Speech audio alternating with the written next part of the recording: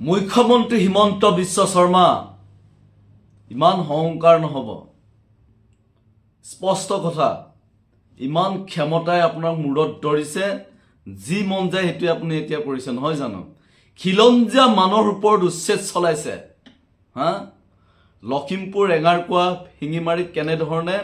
অমানৱীয় উচ্ছেদ চলাইছে ভাষা নাই এনে কাৰ্যক ফটোৰ ভাষাৰে নিন্দা কৰিছো উচ্ছেদক লৈ আপোনালোকে এতিয়া বীৰত্ব দেখুৱাইছে নহয় জানো হিমন্ত বিশ্ব শৰ্মাৰ বিজেপি আৰএছএছৰ চৰকাৰখনে খিলঞ্জীয়া মানুহৰ ওপৰত বুলডোজাৰ চলায় খিলঞ্জীয়া মানুহৰ খেতি পথাৰত কঠিয়াৰ ওপৰত জেচিবি চলায় আপোনালোকে কি কৰিছে এতিয়া বীৰত্ব দেখুৱাইছে নহয় জানো হিমন্ত বিশ্ব শৰ্মা ডাঙৰীয়া আপোনাক পাহৰা নাই কিন্তু অসমৰ ৰাইজে এদিন আপুনি নিৰ্বাচনত কৈছিলে যিসকলে চৰকাৰী ভূমিত বসবাস কৰি আছে খিলঞ্জীয়া মানুহ এইসকলক আমি অতি শীঘ্ৰে ভূমিপট্টা প্ৰদান কৰা হ'ব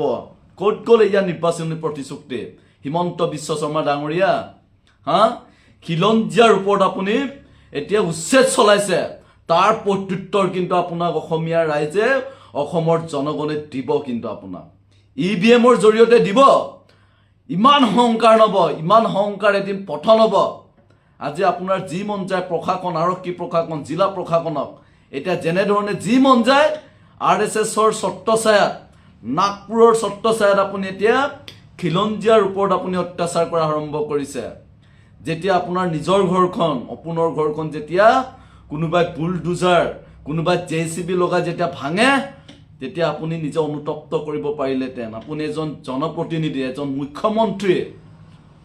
বেয়া নালাগিলে এই আমাৰ খিলঞ্জীয়া মানুহবিলাকৰ ঘৰখন যেতিয়া ভাঙি আপোনালোকে কি তৃপ্তি লয় নেকি এইবিলাক হা কাৰোবাৰ ঘৰ ভাঙি আপোনালোকে কি বীৰত্ব দেখুৱাইছে এয়া বিজেপি চৰকাৰৰ হা চৰকাৰ চলোৱা এয়া কি প্লেন হা এয়া আপোনালোকৰ বীৰত্ব চৰকাৰে মানে কাৰোবাৰ ঘৰ ভাঙি কাৰোবাৰ অপুনৰ ঘৰখন ভাঙি হা এই তৃপ্তি লয় এই গোটেই পৰিৱেশটো আপোনালোকে তৃপ্তি লয় নহয় জানো এনেধৰণে চৰকাৰ চলাই আছে ভাষাৰে বুজাব নোৱাৰো এজন লখিমপুৰীয়া এজন যুৱক হিচাপে খিলঞ্জীয়া মানুহৰ ওপৰত যি উচ্ছেদ চলাইছে নহয় ভাষাৰে গৰিহণা দিবলৈ কোনো ভাষা বিচাৰি পোৱা নাই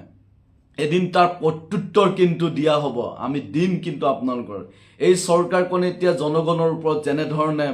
বুলডোজাৰ এটা সংস্কৃতি হা ইউপি উত্তৰ প্ৰদেশৰ যি সংস্কৃতিক লৈ এতিয়া আপোনালোকে বুলডোজাৰ চলাইছে তাৰ প্ৰত্যুত্তৰ কিন্তু অতি শীঘ্ৰে আপোনালোকক দিয়া হ'ব স্পষ্ট কথা এদিন তাৰ প্ৰত্যুত্তৰ আপোনালোকে এনেকা পাব